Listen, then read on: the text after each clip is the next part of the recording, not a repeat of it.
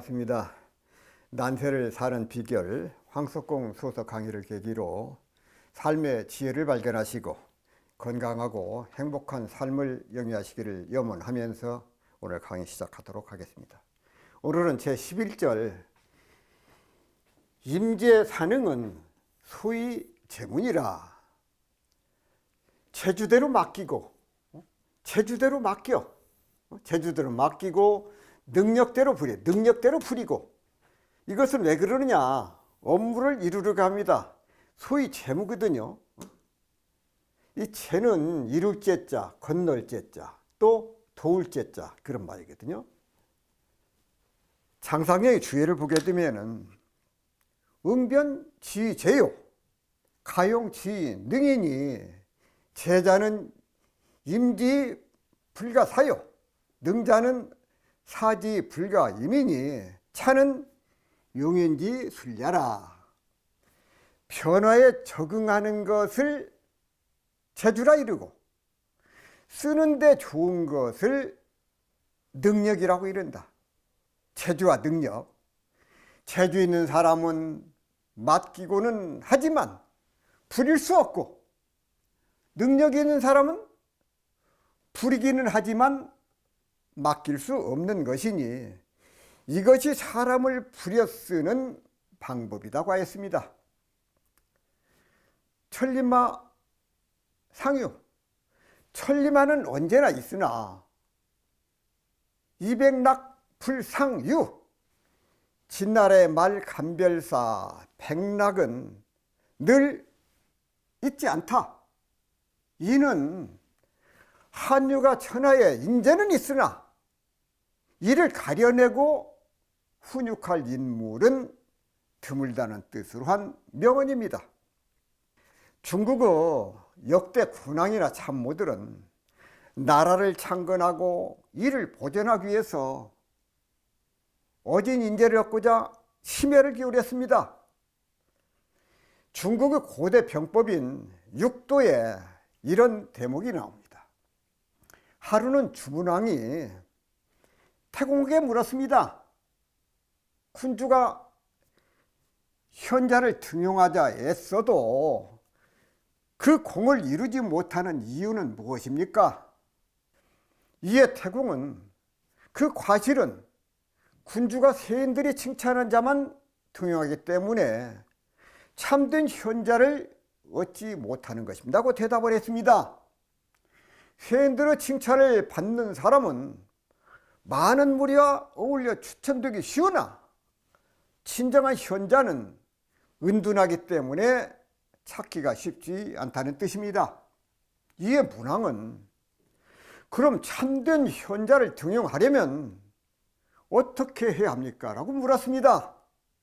이에 태공은 재상과 장군이 직무를 분담하여 인재를 선임하고 군주가 그 관명과 직무에 따라 능력을 시험하여 그가 직책에 부응하는 실적을 보인다면 현자를 바로 얻을 것입니다 고 대답을 했습니다. 인재 등용 시에 파버릇에 밀려 인재가 보이지 않음을 경계하고 인재의 적재적소의 배치, 최고 통치자의 직접 관찰의 필요성을 강조하고 있습니다. 정관 13년 탕태종이 신하들에게 현명한 인재를 얻고자 해도 용이치 않으니 이제는 스스로 자천하도록 하는 것이 어떻겠소 하고 물었습니다.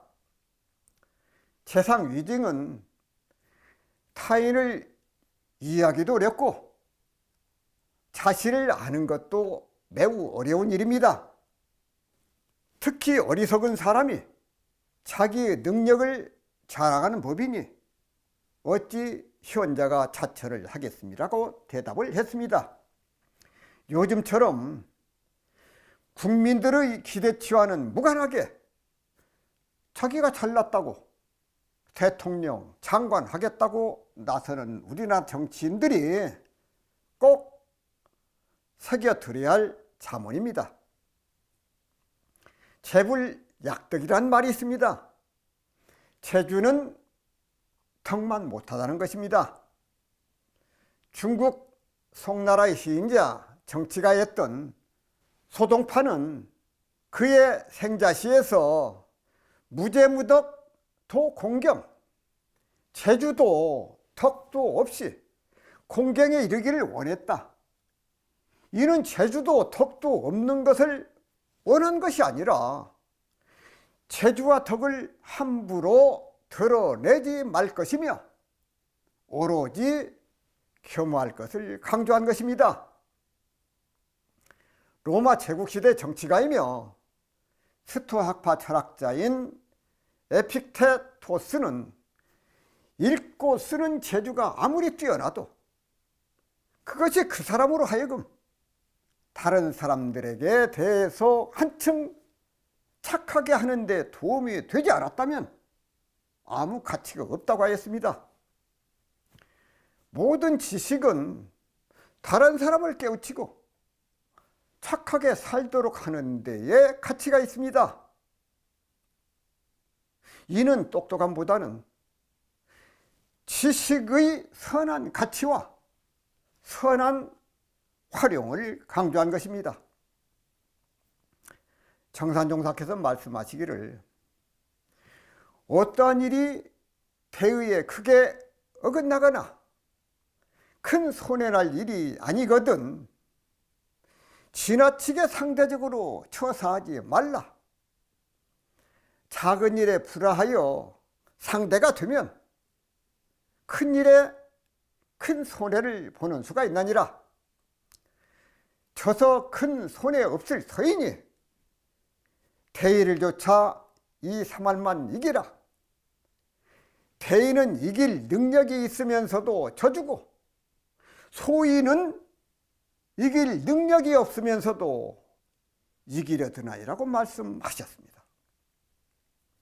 세상에는 자기 일도 잘못하면서 나무 일에 간섭하려 드는 사람이 많이 있습니다. 선후 본말을 모르는 사람들이 날뛰는 모습이 아닐 수 없습니다. 대의는 이길 능력이 있으면서도 져주고 소의는 이길 능력도 없으면서 이기려 든다는 말씀을 귀담아 드려야 합니다. 중국 후난성에는 대유와 소유라는 산이 있습니다. 둘을 합쳐서 부를 때는 흔히 이유라고 합니다. 최초 통일 왕조였던 진나라의 진시황이 주요 전적을 불태우는 분석 행위를 벌일 때 일부 지식인들이 많은 책을 숨겼다는 것입니다. 나중에 이곳에 숨긴 숱한 책들이 지식인들의 호기심을 자극했습니다. 여기서 지식을 쌓은 사람도 많았다고 합니다. 따라서 이 유는 풍부한 지식의 대명사로 통합니다. 이어 나온 성어가 재관이유, 서통이유입니다. 서통이유. 제주나 톡서량 등이 이유에 있는 풍부한 책을 관통한다는 뜻입니다. 그래서 5수레의 책을 읽은 사람을 일컫는 학부 오커와 서통 이유를 연결하면 학식과 재주 등이 뛰어난 사람을 가리킵니다. 요즘 사회의 상층 엘리트라고 해도 무방한 대상에게 쓸 수 있는 말입니다. 그러나 학식과 재주가 뛰어나도 탐심을 다스리지 못하면 곤란합니다. 학식과 재주가 자신을 망치는 도구가 되기 때문입니다. 최근담에 낚시질은 뛰어난 일이나 오히려 살성의 권리를 쥐고 있으며 바둑과 장기는 맑은 노름이나 또한 전쟁의 마음을 움직이고 있다. 이로써 보건대 이를 기뻐함은 이를 더러 한가히 지름만 못하고 재능이 많음은 무능하여 본 마음을 보전함만 못함을 알 수 있으리라고 하였습니다. 낚시질은 속세를 떠난 한가한 일이기는 합니다. 그러나 아직도 거기에는 물고기를 잡으려고 하는 속세의 마음이 남아 있습니다. 바둑과 당기는 고상한 노름이기는 하지만 거기에는 아직도 승부를 다투는 경쟁심이 작용하고 있습니다. 그러므로 일하기를 좋아함은 일을 줄여 일 없이 유유자적함만 못하다. 또한 다재다능함은 무재무능하여 자기의 타고난 본마음을 온전히 지킴만은 못한 것입니다. 임재사능은 소위 재문이라 재주대로 맡기고 능력대로 부리면 업무를 이루려고 함이라고 하셨습니다. 최근담에 재주는 어리숙함에 숨기고 어둠 속에서 밝게 쓰며 마음을 탁함에 담고 굽힘으로써 펼 수 있다고 하였습니다. 프랑스의 철학자 류슈 푸코는 사람의 재주라는 것은 인물이 크면 그 재주가 살아나고 인물이 작으면 그 재주가 도리어 화가되고 원수가 되기 쉽다. 그래서 자기의 재주를 옳은 방향으로 발휘하기 위하여 마음을 먼저 닦아야 한다고 하였습니다. 재불약덕, 곧 재주는 덕만 못하다는 가르침을 다시 한번 일깨워주고 있음을 알 수가 있습니다. 변화에 적응한 것을 재주라 이르고 쓰는데 좋은 것을 능력이라고 이릅니다. 재주 있는 사람은 맡기기는 하지만 부릴 수 없고 능력 있는 사람은 부리기는 하지만 맡길 수는 없습니다. 재주와 능력은 누구나 다 갖고 싶어 합니다. 그러나 참다운 재주는 다른 사람의 재주와 능력을 가져다가 노복처럼 부렸을 줄 아는 사람입니다. 한 번 더 말씀을 드리겠습니다. 임재사능은 소위 재문이라 재주대로 맡겨 재주 있는 사람에게 맡기고 능력을 부려서 능력대로 부려 쓰는 것은 그 업무, 그 일을 이루려고 합니다.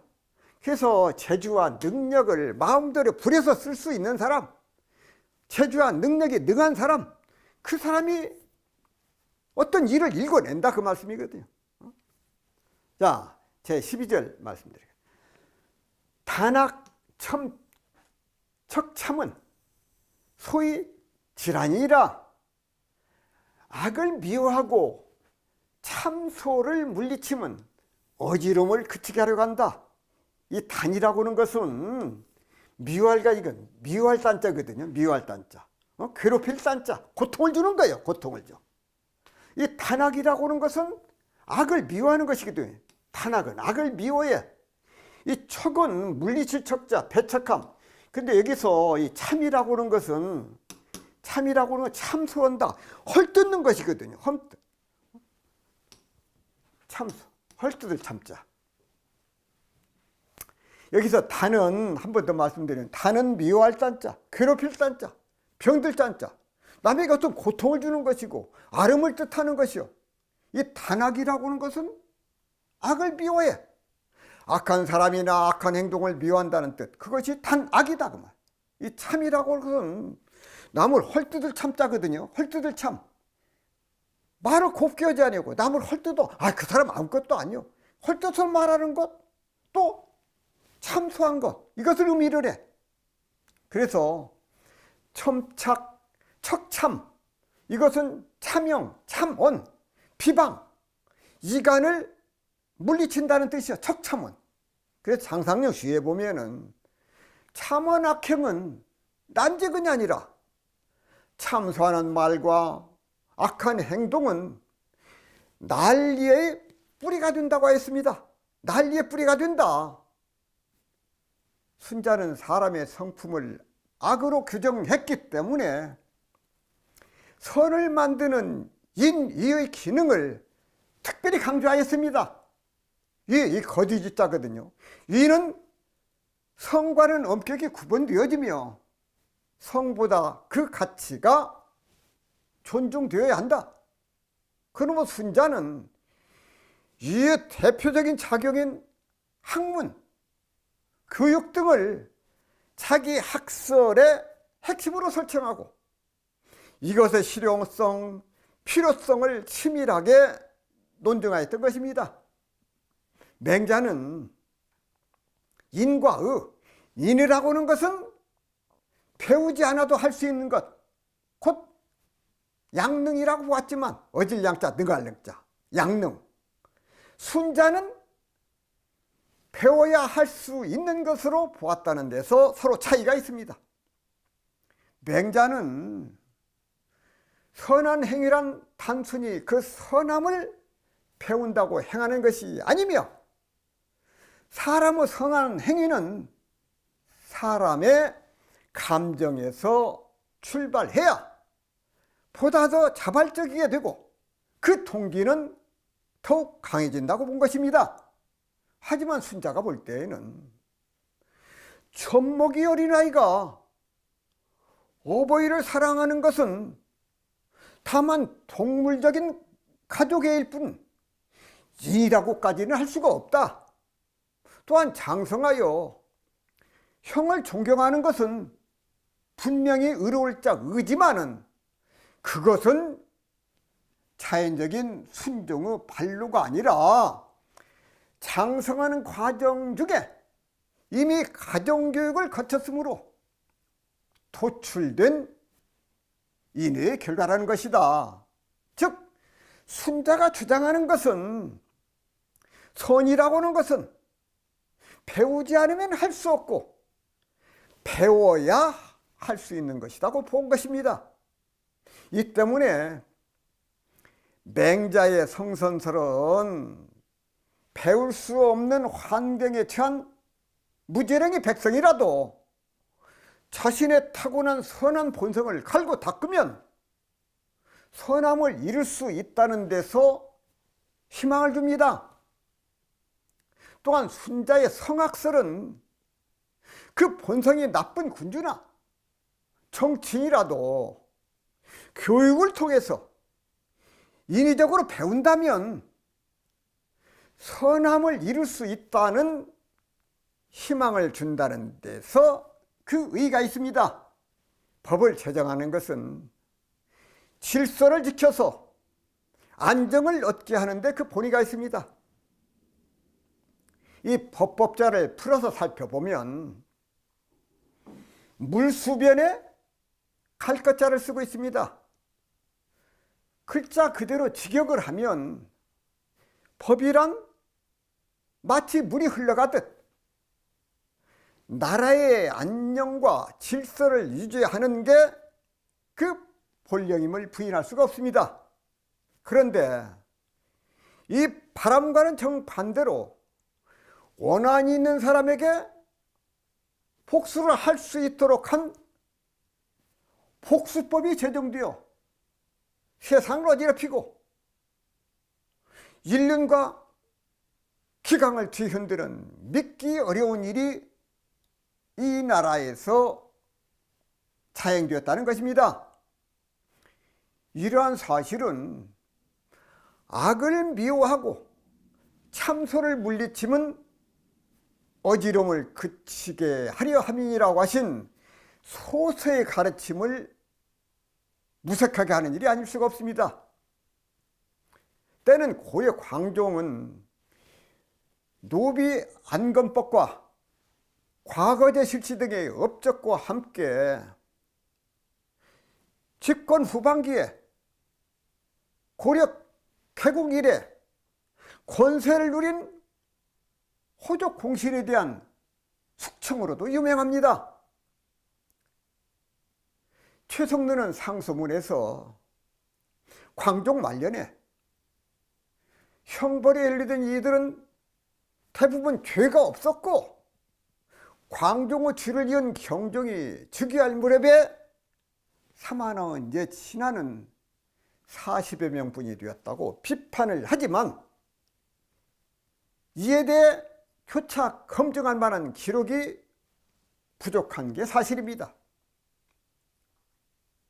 처형의 규모가 컸다는 점에서 무고한 사례가 다수 존재하리라고 추정할 뿐입니다. 경종은 왕선을 최고위직 집정으로 삼았는데 왕선은 광종 치하에 참소로 인해 피해를 입은 이들의 자손에게 복수할 수 있는 권한을 주자고 제안을 했고 왕은 이것을 허락을 했습니다. 사료에 명시된 바는 없지만 이른바 복수법이라고 부르는 사적 체제의 허가로 한국사에서 전무후무한 입법으로 평가되고 있습니다. 복수법의 본래 취지는 왕실의 등을 돌린 호족 공신을 살려고 화합을 모색하기 위한 조처였으나 복수를 핑계로 서로 마음대로 사람을 죽여서 다시 억울함을 불러일으키게 되었습니다. 또 다른 무고한 피해자를 양산했으며 통합은커녕 갈증만 증폭시켰습니다. 피를 씻을 수는 없는 노릇입니다. 복수혈전은 약 1년간 지속됐는데 태고 왕건의 아들 즉 경종의 삼촌마저 죽임을 당하고 맙니다. 경종은 사태를 수습하기 위해서 제 마음대로 죽여 복수하는 행위를 금하였습니다. 경종에게 위협이 되는 세력은 소수만 남았던 호족 공신보다는 광종이 등용한 신진 인사와 아직 남아있던 종친이었다는 점에서 삼촌의 죽음을 경종이 교사 또는 방조하였다는 의심이 듭니다. 경종은 그 후 왕선을 내쫓고 순질과 신질을 좌집정, 우집정으로 삼아서 한 명이 된 집정의 권한을 분산하고 전직과를 도입해서 토지제도의 근간을 마련하였습니다. 복수법을 폐지한 이후의 과정에 비추어 복수는 명분이었을 뿐 실제로는 왕권 강화를 위한 인적 청산의 일환이었을 가능성이 엿보입니다. 수남 안정복은 동삭 강목에서 만약 효자의 뜻에 따라 원수 갚기를 허락한다면 어지럼이 그치지 않을 것이다 라고 전제하고 두 가지 기준을 제시했습니다. 첫째, 처벌이 도리가 아니었다면 비록 그 원수를 갚았더라도 용서해서 효자의 의리를 표기한다. 둘째, 처벌이 도리에 맞는다면 이는 법에 의한 것이므로 원수를 갚으면 왕법을 원수로 여기는 행동으로 그 죄를 용서할 수 없다. 안정부부 복수법에 대한 논평을 음미하며 복수를 정당화하는 조건에 무게중심을 두기보다는 법률에 의한 형벌이 적정하게 부과되고 집행되어야 함을 촉구하는 의미로 새겨봐야 할 것입니다. 시경에 난지초생은 참시 기함이요 재앙이 처음 생긴 것은 왕이 참언을 받아들였기 때문이고, 난지우생은 군자신참이라 재앙이 거듭 일어나는 것은 왕이 참언을 달게 믿은 까닭이라고 밝히고 있습니다.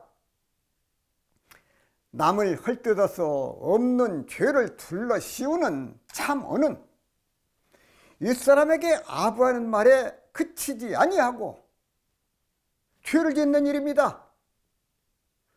서세한 대종사께서 말씀하시기를 사람의 성품이 정한즉 선도 없고 악도 없으며 동한즉 능히 선하고 능히 악하나이라고 하셨습니다. 천만경계를 따라서 그 마음이 달라질 수 있음을 경계해 주신 말씀입니다.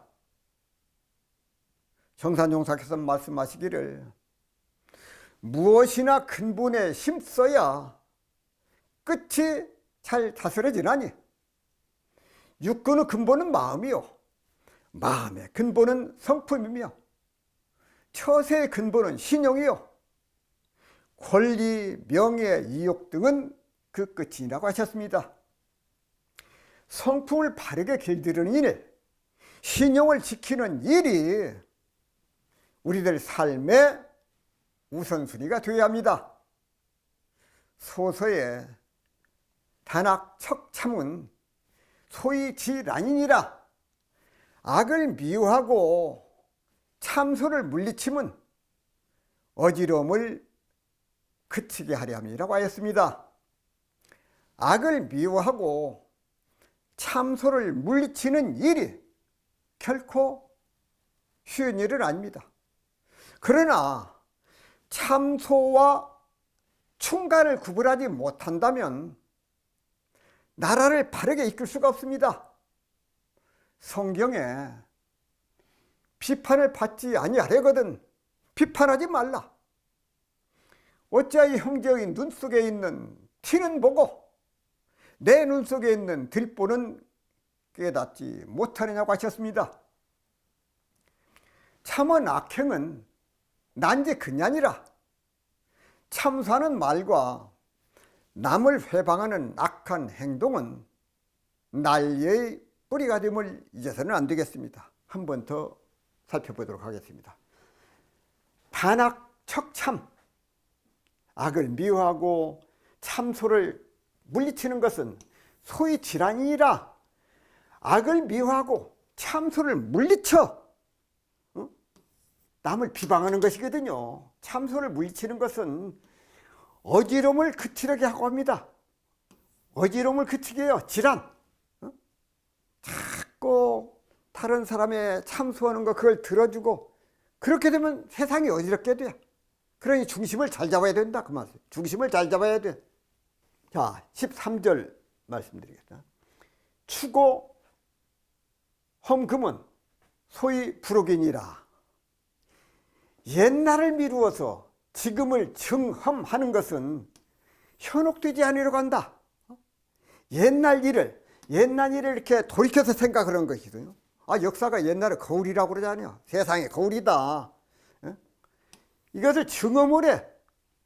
옛 것을 미루어서 온고이 지신 옛 것을 미루어서 사는 것을 아는 것이거든요. 증험, 깨달음을 얻는 것은 현혹되지 않기 위해서 이 부록, 어디에 의혹, 이런 것인가 저런 것인가 그것이 안 되기 위해서 그런다고 말씀입니다. 여기서 추고는 추상, 추구. 이 추구라고 하는 것은 고인의 그 사적에 대해서 그 사상을 추구하는 것, 그것을 말을 해. 험금이라고 하는 것은 증실, 검험 그 뜻으로 당대의 업적을 증실해서 득실, 어둠과 이름, 득실과 성패를 검증하는 것, 그것을 말을 한다고 말. 장상령의 주에 보게 되면 인고인 지적하고 추고인 지심하야 이혐 방금 지사면 기유 혹제아. 옛사람의 행적에 기인하고 옛사람은 마음을 미루어서 지금 일을 증험한다면 어찌 현혹도 믿겠는가? 참으로 옳은 말씀이거든. 공자님께서 온고이 지신하라. 옛 것을 미루어서 새로운 것을 알아야 된다. 우리가 그런 마음을 가지고 산다면, 그런 마음으로 산다면 한점에 의혹이 일어날 수가 없다 그 말씀이에요. 공자님께서 온고이 지시면 가히 사인이라. 옛 것을 알고 그것을 미루어서 새 것을 알면은 그 사람은 다른 사람의 스승이 될 수 있다. 이렇게 말씀하셨어요.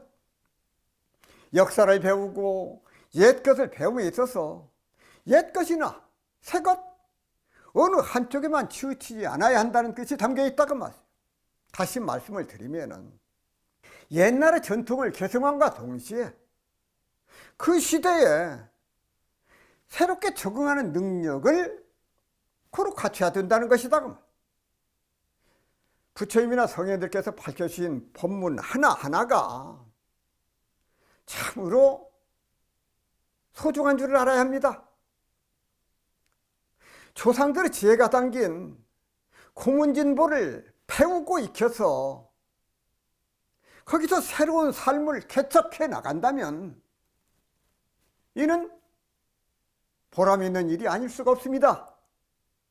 자, 부모님의 계심으로 이 몸이 세어날 수 있었고 스승님의 계심으로서 사람의 도리를 배울 수 있음에 참으로 감사한 마음을 잊어서는 안 됩니다. 관자께서 말씀하시기를 의금 자찰지고 부지래라 희지왕. 오늘의 일에 의심이 있으면 옛 일을 살펴보고 훗날의 일을 잘 모르겠거든 과거를 돌이켜보라고 하셨습니다. 왜 그런가? 역사가 곧 세상의 거울이기 때문에 그렇다고. 온고이 지신하고 의금 자찰지고 하라 하신 두 분 성에는 말씀을 우리들은 마음 가운데 새겨드려야 합니다. 공자께서 온고이 지신하라고 말씀하셨는데 이것을 잘못 이해한 어리석은 사람들의 이야기가 있습니다. 조선시대의 홍만종이 쓴 명엽지혜의 호고 파산, 옛 것을 좋아하다가 재산을 다 날린다는 말이 그것이요. 옛날 물건이라면 사족을 못 쓰는 사람이 있었습니다. 한 사람이 깨어진 표주복을 갖고 와서 옛날 중국의 은자인 허유가 귀를 씻은 것이라 하니 백금을 주고 샀습니다. 또 너덜너덜한 방석을 갖고 온 사람이 공자가 행단에서 강의를 할 때 앉은 자리라고 하자 또 백금을 주고 샀습니다.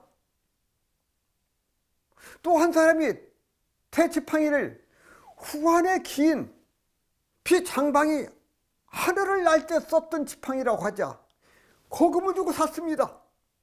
자, 집안에 재물이 바닥났지만 그는 얻은 것이 많다면서 표주박과 지팡이를 짚고 자리를 끼고 거리에 나섰습니다. 인계엄구 속이 호고이 파샀냐? 사람들은 모두 입을 막고 웃었는데 옛 것을 좋아하다가 집안을 망친 것을 비웃은 것입니다. 소서에 추고 험금은 소위 부록이니라. 옛날을 미루어서 지금을 증험하는 것은 현혹하지 않으려고 함이라고 하셨습니다.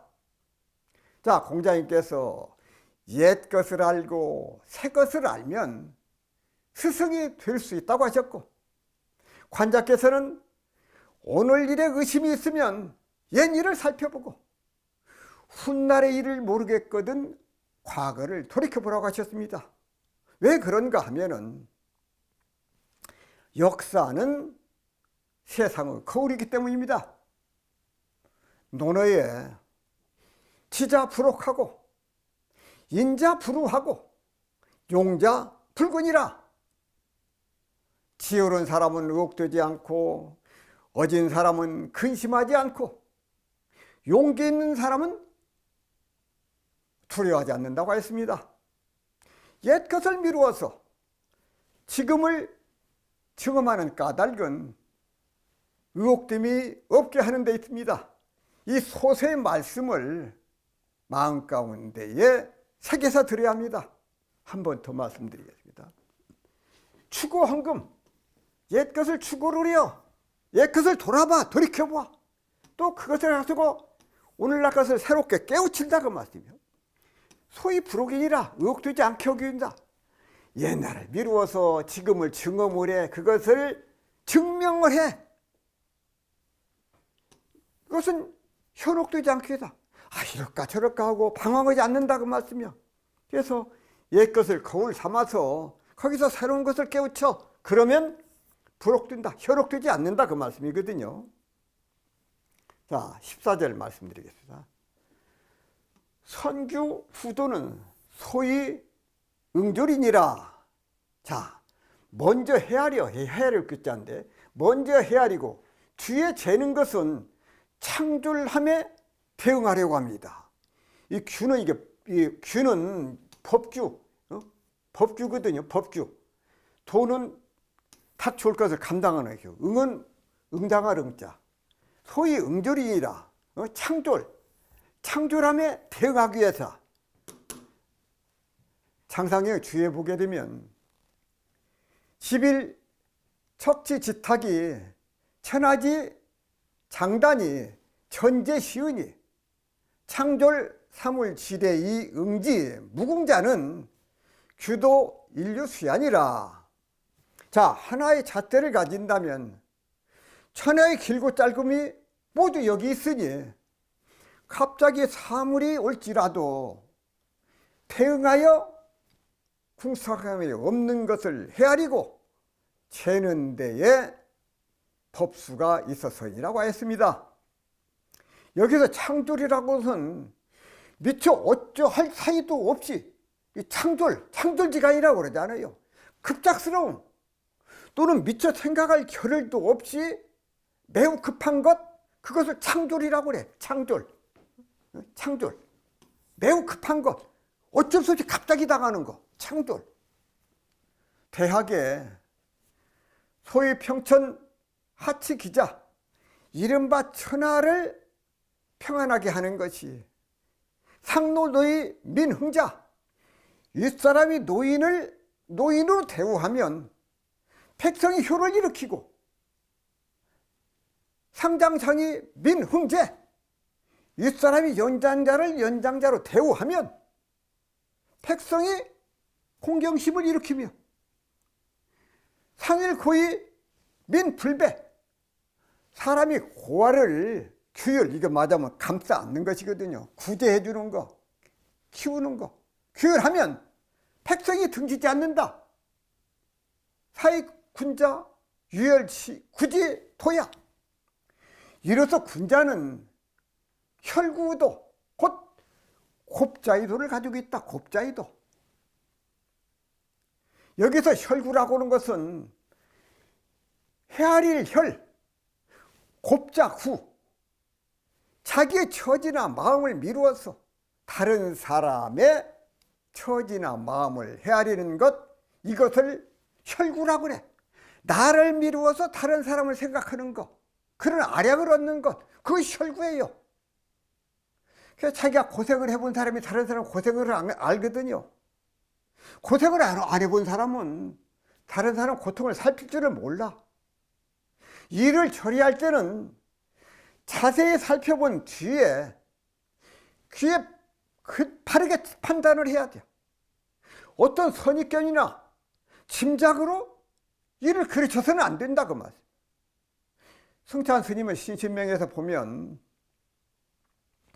일체이변은 양유 짐작이로다.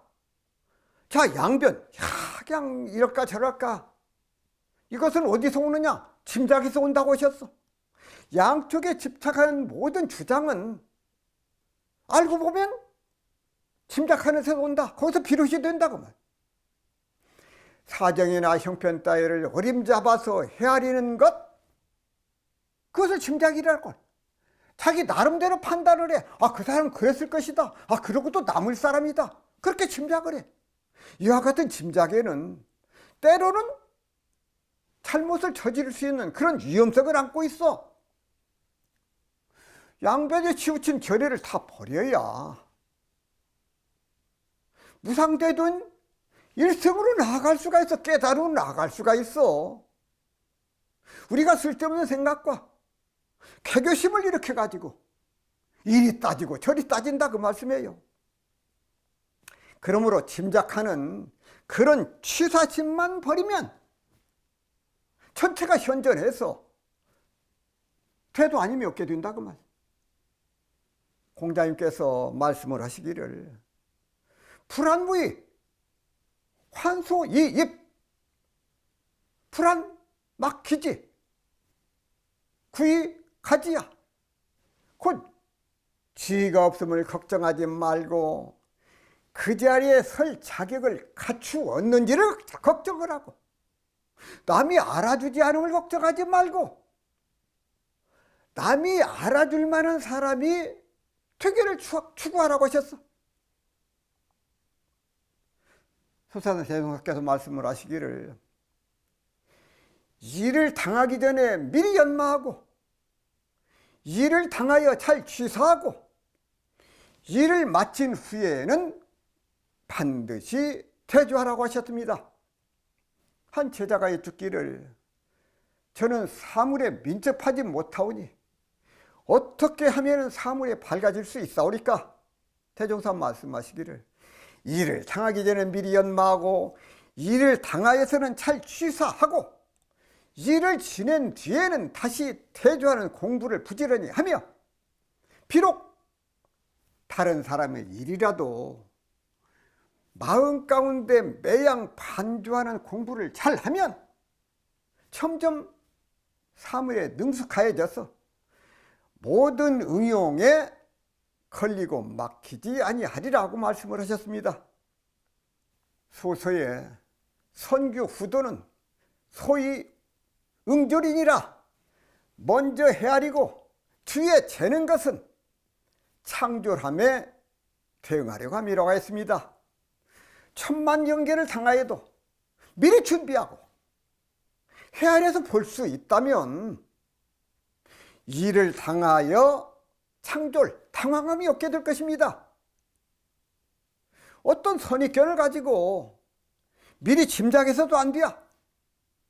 성경에 너희 안에 이 마음을 품으라 곧 그리스도 예수의 마음이니 신의 성품에 참여하는 자가 되게 하려 하셨으니 이러므로 너희가 더욱 힘써서 너희 믿음의 덕을, 너희 덕의 지식을, 지식의 절제를, 절제의 인내를, 인내의 경건을, 경건의 형제 우애를, 형제 우애의 사랑을 공급하라고 하셨습니다. 대학에 군자는 자기 처지나 마음을 미루어서 남을 헤아린다고 하였습니다. 그런 마음이 되어야 남을 이해할 수 있고, 그런 마음이 되어야 남을 용서할 수가 있습니다. 양심의 잣대가 필요합니다. 먼저 헤아리고 뒤에 재는 것은 창졸함, 당황함을 대응하려고 함이라고 하신 소서의 본의를 잊어서는 안 되겠습니다.